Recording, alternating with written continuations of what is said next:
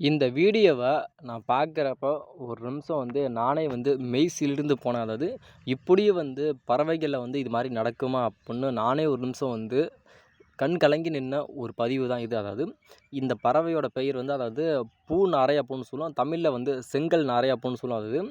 அதாவது இது நீர்நிலைகள்ல தான் அதிகமா புழு பூச்சிகள அதிகமா எடுத்து உட்கொள்ளும்.